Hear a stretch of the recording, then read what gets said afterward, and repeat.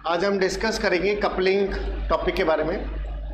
Coupling जो topic है वो जैसा मैंने पिछले वीडियो में आपको बताया था कि जैसे हमारे कोहेशन होता है तो हम ये चाहते हैं कि हमारा मॉड्यूल खुद पर ही डिपेंड रहे, तो जितना खुद पर डिपेंड रहेगा उतनी कोहेशन बढ़ेगी। और कपलिंग का मतलब क्या होता है? कपलिंग का मतलब होता है कि जब वो किसी और मॉड्यूल पर निर्भर डिपेंडेंसी उसकी बढ़ती है तब आप उसे बोलते हैं कपलिंग कहते हैं। तो आप ये समझिए कि अगर आप कपलिंग बढ़ा रहे हैं तो मॉड्यूल जो है, जो सॉफ्टवेयर मॉड्यूल जो है उसमें जो क्वालिटी है वो गिरेगी। लेकिन इसका मतलब ये नहीं है कि कपलिंग होती ही नहीं है। आप कुछ भी कर लें, सॉफ्टवेयर में कपलिंग रहेगी, चाहे थोड़ी बहुत रहे, कुछ ना कुछ कपलिंग रहती है ही। तो जब दो या दो से अधिक मॉड्यूल डेटा को एक्सचेंज करते हैं तब इसे कपलिंग कहा जाता है। और यह दोनों मॉड्यूल के इंटरफेस पर निर्भर करता है, क्योंकि हो सकता है कि उनके बीच में डेटा का एक्सचेंज हो रहा हो सकता है उनके बीच में इंटरफेस हो, कनेक्टिविटी हो, तो उसकी वजह से भी कपलिंग हो सकती है। अगर मैं कहता हूं कि कपलिंग के मेथड कितने प्रकार के होते हैं तो आप कहेंगे एक तो होता है हाईली कपल्ड और एक होता है लूजली कपल्ड। हाईली कपल्ड का मतलब ये होता है कि अगर दोनों मॉड्यूल एक दूसरे पर अधिक निर्भर करते हैं ताकि आउटपुट को प्राप्त किया जा सके तो उसको हम लोग हाईली कपल्ड कहते हैं। और लूजली कपल्ड का मतलब क्या होता है? दोनों मॉड्यूल एक दूसरे पर जो है कम निर्भर करते हैं। नाम से पता लग रहा है लूजली है, और हाईली का मतलब ज़्यादा डिपेंडेंसी है। और अनकपल का मतलब क्या है? कपलिंग है ही नहीं बिल्कुल भी, तो उसको हम लोग क्या बोलते हैं? अनकपल कहते हैं। अब जैसा मैंने कोहेशन बताया था वैसे ही कपलिंग के बारे में आपको बताऊंगा।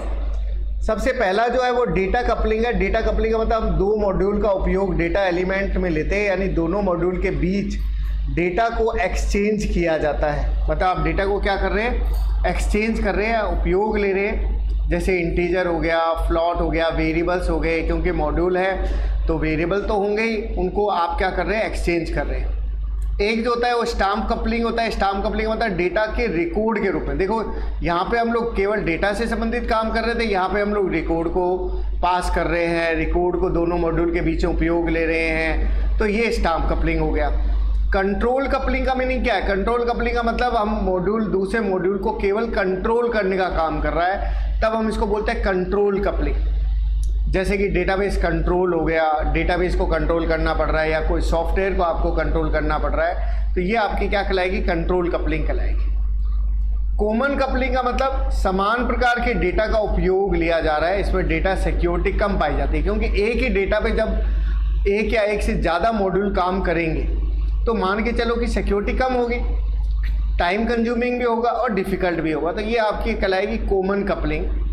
इसी तरह से कंटेंट कपलिंग का मतलब दो मॉड्यूल के बीच कोडिंग को शेयर किया जा रहा है, तो आप क्या देख रहे हैं कि इससे कोडिंग के लिए एक दूसरे पर क्या करेंगे?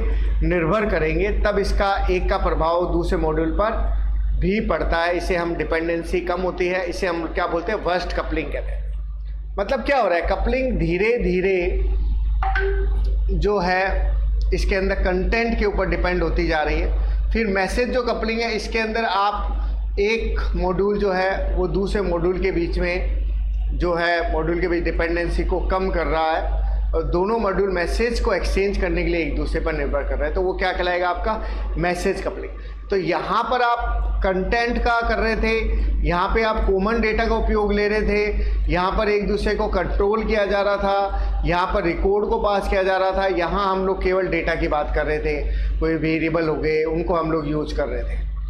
उसके बाद में नेक्स्ट जो टॉपिक है, इसके बाद में नेक्स्ट जो टॉपिक है, क्वेश्चन है, वो है design notation and specification. Design notation और स्पेसिफिकेशन की अगर आप लोग बात करते हैं तो उसमें ये समझे कि सबसे पहले आप ये बताएंगे कि इसके द्वारा प्रोग्रामिंग कंसेप्ट को समझने का काम किया जाता है, जैसे मैंने आपको शुरू में बताया था। यानी कि एक लॉजिकल कंसेप्ट होता है। जब आपके पास लॉजिकल कंसेप्ट होते हैं तो डेटाबेस डिज़ाइनिंग का काम आप लोग करते हैं और डिज़ाइनिंग फेज आप लोग यूज करते हैं। जैसे मैंने पिछले वीडियो में आपको बताया था कि बिना डिज़ाइनिंग के आप लोग प्रोग्रामिंग भी नहीं कर सकते। उसके बाद में आता है data flow diagram, structure chart, hippo diagram, procedure specification, system designing, ER model. ये तो सब उसके टाइप है, लेकिन प्रैक्टिकली मैं आपको बोर्ड पे समझाऊंगा कि किस प्रकार से ये सारे काम करते हैं। एक बार मैं आपको पहले सारी थ्योरी बता देता हूँ। जैसे डेटा फ्लो डायग्राम का होता है, एक स्ट्रक्चर डिजाइन है, ग्राफ के बेस पे होता है, डायग्रामेटिक नोटेशन है, डेटा फ्लो को कंट्रोल किया जाता है। इसमें बबल चार्ट भी इसको हम लोग कहते हैं। तो इसमें इनपुट होता है, डेटा होता है, प्रोसेसिंग होती है और क्या मिलता है आपको, आउटपुट मिलता है। तो अब आप इसमें external entity, process, data types, output और डेटा को स्टोर करना, ये अलग अलग उसके तरीके आपके हो जाएंगे। अगर डेटा को स्टोर आप कर रहे हैं तो इस तरह से दिखाएंगे, आउटपुट है इस तरह से आएगा, प्रोसेस इस तरह से होगा, एक्सटर्नल एंटिटी होगी, तो ये उसका डायग्राम रहेगा। और अगर आप बात करते हैं लॉजिकल डीएफडी की, तो लॉजिकल डीएफडी और एक होता है फिजिकल डीएफडी। लॉजिकल डीएफडी का मतलब होता है कि डेटा फ्लो सिस्टम को बनाता है, जैसे कि बैंकिंग। और फिजिकल का मतलब होता है डेटा फ्लो सिस्टम में कैसे अप्लाई करना है, ये बताता है, ये होता है फिजिकल डेटा फ्लो। मतलब लॉजिकल में तो डेटा फ्लो डायग्राम आप बता रहे हैं और इसको कैसे अप्लाई करना है वो फिजिकली हो गया। अब इसके भी लेवल होते हैं। अगर लेवल 0 पे अगर आप लोग बात करते हैं तो एक ही डायग्राम में सारी सूचनाएं आती है। जैसे आपने यहाँ ऑनलाइन शॉपिंग सिस्टम ले लिया और कस्टमर ले लिया, तो कस्टमर ऑनलाइन शॉपिंग सिस्टम से क्या ले रहा है, केवल लेन देन कर रहा है। लेवल 1 में क्या हो रहा है, डेटा फ्लो के साथ प्रोसेसिंग को भी शामिल कर रहा है, ये अधिक डिटेल में इंफॉर्मेशन देता है। और लेवल 2 का मतलब क्या होता है कि धीरे धीरे आप क्या कर रहे हो, सूचनाओं को बढ़ा रहे हो, ज़्यादा से ज़्यादा सूचनाओं को आप क्या कर रहे हो, रिप्रेजेंट कर रहे हो। मतलब इसमें सारी इन्फॉर्मेशन को आप रिप्रेजेंट कर रहे हैं। डायग्राम से अगर आप समझना चाहें तो देखिए, इसके अंदर अकाउंट है, ऑर्डर की प्रोसेसिंग हो रही है, कस्टमर का डेटा आया, ऑर्डर की प्रोसेसिंग हुई, अकाउंट में गया, ऑर्डर का प्रोसेस हुआ, स्टोर में आया, स्टोर ने आपको रिजल्ट दिया, माल सेल हुआ, सेल होने का ऑर्डर कंप्लीट हुआ, कस्टमर के पास पहुंच गया। एक बेसिक सा एग्जांपल हो गया कि कस्टमर ने ऑर्डर दिया, अकाउंट सेशन में पैसा जमा हुआ, स्टोर से सामान आया, सेल्स हो गया, कस्टमर को वापस चला गया। स्ट्रक्चर चार्ट क्या होता है, ये डीएफडी की तुलना में अधिक इन्फॉर्मेशन देता है। चार्ट पूरे सिस्टम को छोटे छोटे भागों में हम लोग डिवाइड कर देते हैं, उसमें फंक्शन और सब फंक्शन, ये सब चीज़ें उसमें क्या रहती है, शामिल रहती है। तो सबसे पहली जो चीज़ होती है वो मॉड्यूल होता है, प्रोसेस या सब रूटीन कहलाता है। ये टास्क को रिप्रेजेंट करता है, रीयूजेबल होता है। जैसे एक मॉड्यूल है, उसको हम कई मॉड्यूल के अंदर हम लोग क्या कर लेते हैं, डिवाइड कर देते हैं। तो ये हमारे क्या हो गए, सब मॉड्यूल हो गए। और ये हमारा क्या हो गया, लाइब्रेरी मॉड्यूल हो गया। इसी तरह से अगर आप कंडीशन की बात करते हैं, तो अगर आप कंडीशन लगाना चाहते हैं तब आप डायमंड शेप का यूज करते हैं, तो ये हमारा क्या हो गया, कंडीशन शेप हो गया। और जंप की अगर बात करते हैं तो एक मॉड्यूल से सीधे अगर आप किसी दूसरे मॉड्यूल पे पहुंच जाते हैं तो उसको आप क्या बोलते हैं, जंप कहते हैं। तो जंप में एक मॉड्यूल से दूसरे मॉड्यूल में पहुंच रहे हैं, यहाँ पे आप कंडीशन लगाते हैं, कंडीशन सही होती है तो एक एग्जीक्यूट करता है, कंडीशन फॉल्स होती है तो दूसरे मॉड्यूल को कॉल किया जा सकता है। यहाँ पर एक मॉड्यूल को कई अलग अलग मॉड्यूल में आप डिवाइड कर सकते हैं। इसी तरह से लूप आपका हो गया। लूप में आप क्या कहते हैं कि अगर एक मॉड्यूल है तो वो दोबारा खुद को ही दोबारा से कॉलिंग कर सकता है, तो एक तरह से इटरेशन आपका चल जाता है, इसको आप क्या बोलते हैं, लूप कहते हैं। उसके बाद में आता है डेटा फ्लो। डेटा फ्लो का मतलब आप बताते हैं कि हमारा डेटा जो है दो मॉड्यूल के बीच में एक्सचेंज हो रहा है। लेकिन अगर आप कंट्रोल की बात करते हैं तब आप उसको क्या बोलते हैं, कंट्रोल फ्लो। और उसके नीचे जो पॉइंट है वो अलग तरीके से रिप्रेजेंट किया जाता है, जिससे आपको पता लग सके कि उसकी डायरेक्शन किस डायरेक्शन से किस तरफ हो रहा है। उसमें सर्कल को फिल कर लिया जाता है। फिल करने से पता लगता है कि ये कंट्रोल फ्लो के है। और अगर सीधा होता है और तो आपको ये पता लगता है कि हाँ, ये केवल डेटा को आप भेज रहे हैं और प्राप्त कर रहे हैं। इसी तरह से अगर आप बात करते हैं नेक्स्ट हिप्पो डायग्राम की, तो यह किसी भी सिस्टम को एनालिसिस करता है, मॉड्यूल को ट्री के शेप में शो करता है। इसमें एक फंक्शन को दूसरे फंक्शन में डिवाइड किया जाता है, मतलब इनपुट हो गया, प्रोसेस हो गया, आउटपुट हो गया। तो इस तरह से आप उसका डिवाइड कर देते हैं। तो ऑनलाइन हो गया, ऑनलाइन सेल्स में आपने दिया ऑथेंटिकेशन, इन्वेंट्री चेक। इस तरह से जैसे आप क्लासिफिकेशन का डायग्राम नहीं बनाते कि इन्वेंट्री में दो पार्ट हो गए, इशू हो गया, आइटम हो गया, इस तरह से आपको डायग्राम बनाना होता है, तो उसको आप बोलते हैं हिप्पो डायग्राम। नेक्स्ट जो चीज़ है वो है प्रोसीजर, स्पेसिफिकेशन और सिस्टम डिजाइन।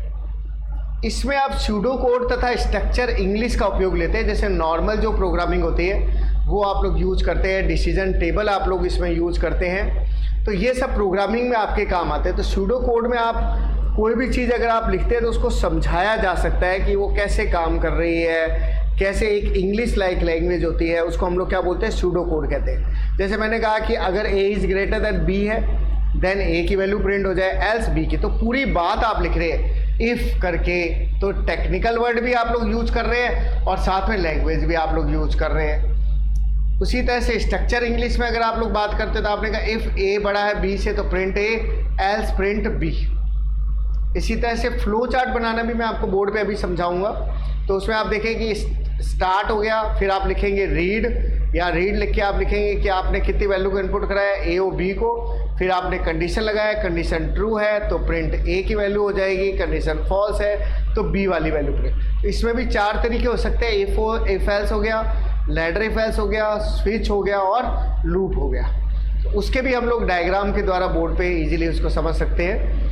फिर है डिसीजन टेबल। डिसीजन टेबल में हम लोग क्या करते हैं, जो भी हमारी कंडीशन है और एक्शन है उन सारों को हम लोग क्या करते हैं, शामिल करते हैं। तो ये हमारा डिसीजन टेबल कहलाता है। तो जैसे मैंने यहाँ लिखा ए बड़ा है बी से, और यहाँ आपने पूछा बी बड़ा है ए से, ए बड़ा है बी से तो प्रिंट ए, नहीं तो प्रिंट बी। इसमें भी हम लोग अलग अलग तरह की कंडीशन यूज़ कर सकते हैं। तो वो प्रैक्टिकल जो तरीका वो मैं बोर्ड पे आपको इजीली समझा दूंगा।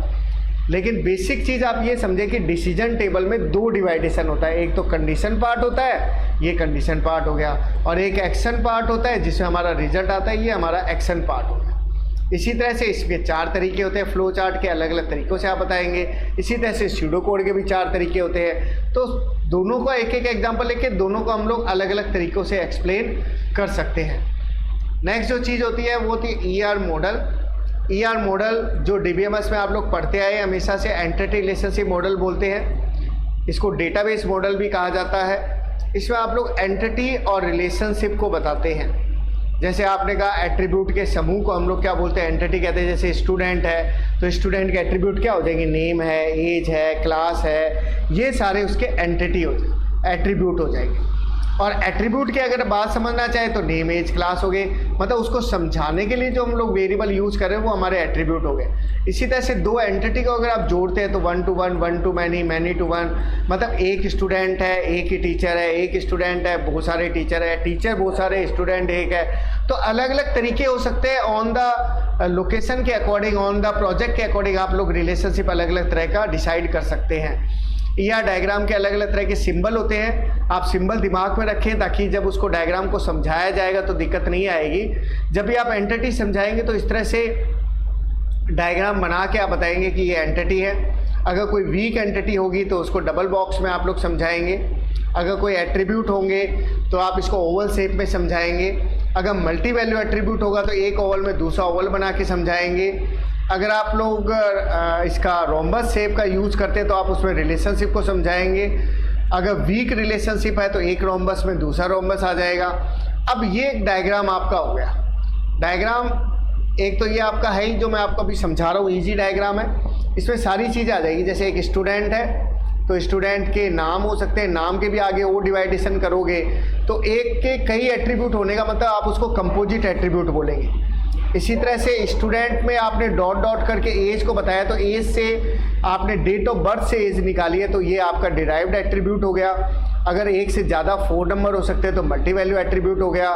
स्टडी किस में कर रहा है, कॉलेज में कर रहा है, कॉलेज के एट्रीब्यूट हो गए। मार्क्स हो गए, मार्क्स एक वीक एंटिटी हो गया। तो इस तरह से आप सारी चीज़ें इसमें आपने समझा दी। अब उस चीज़ को हम लोग एक्सप्लेन भी कर लेते हैं कि वो कैसे समझी जा सकती है। तो कंपोजिट एट्रीब्यूट का मैंने आपको बता ही दिया, नेम होता है, कई टुकड़ों में डिवाइड हो सकता है। फिर मल्टी वैल्यू एट्रीब्यूट का मैंने बताया कि एक स्टूडेंट है उसके पास कई फ़ोन नंबर हो सकते हैं तो उसको मल्टी वैल्यू के रूप में दिखाया जाएगा। एक सर्कल में दूसरा सर्कल, कंपोजिट में आप कई टुकड़े करके उसको दिखा रहे हैं। डिराइव्ड के अंदर डॉट डॉट के द्वारा, डैश डैश के द्वारा आप उसके बता रहे हैं, जैसे डेट ऑफ बर्थ से एज का पता लगेगा।